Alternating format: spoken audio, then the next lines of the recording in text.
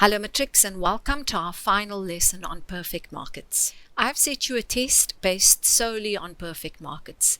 The test has been broken up into two videos. This video will only deal with section A and the next video will deal with section B. So let's kick off with section A. Section A will always have three components. Question 1.1 refers to the multiple choice questions. Multiple choice questions grade 12s are also known as MCQs and are always worth 2 marks each. MCQs will have 4 options and the instruction will say indicate the most correct answer. The reason why it says choose the most correct answer is because sometimes there can be more than one correct alternative. So please read the question properly and consider your options carefully. The MCQs should not take you longer than 5 or 7 minutes to complete at most. Once the questions appear, pause the video and complete the answers, and then I will go through the answers with you. Good luck.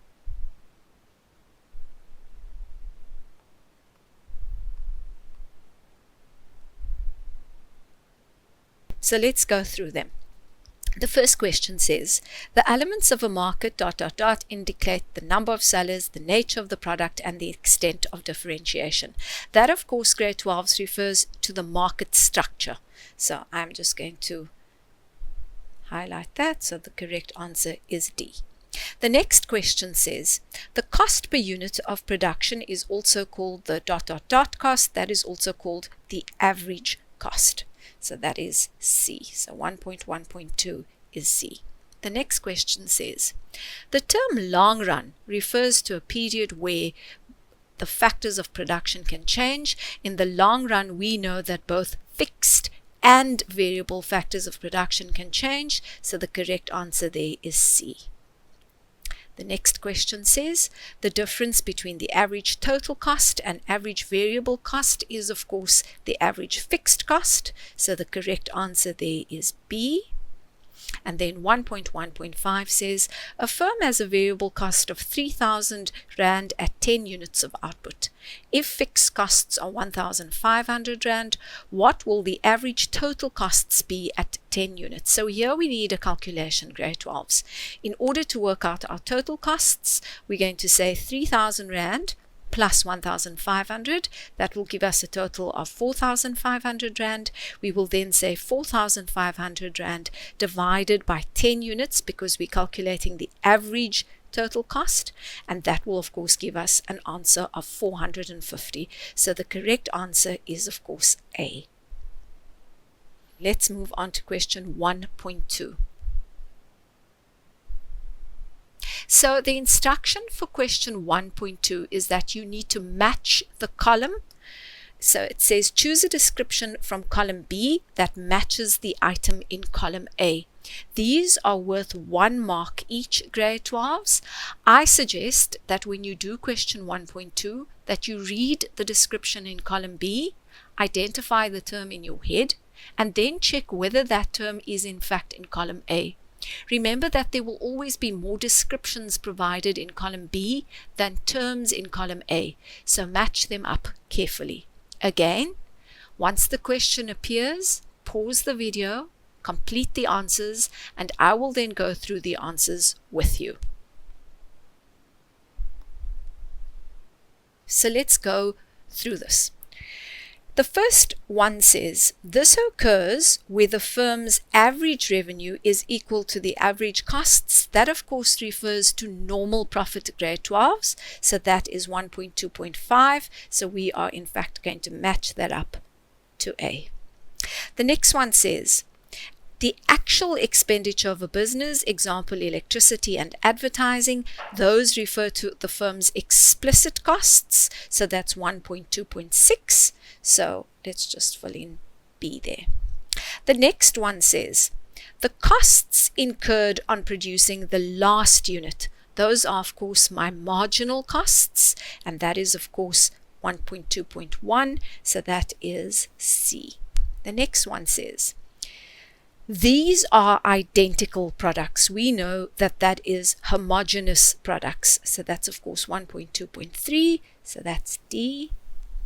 The next one says, this occurs when two companies become one company. That is, of course, a merger. So that's 1.2.2. So that would be E.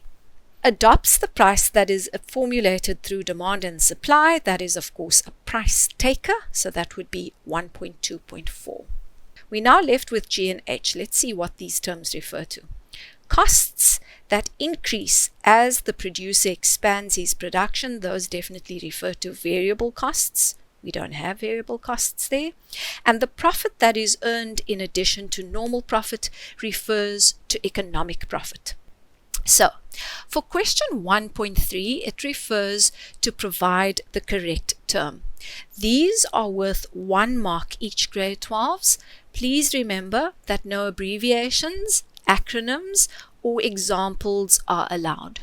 Also, never provide more than one answer because the question clearly says provide one term. If you provide more than one answer, even if one of them is correct, neither of them will be marked in a final examination. Same instruction again. Once the question appears, pause the video, complete the answers, and I will then go through the answers with you.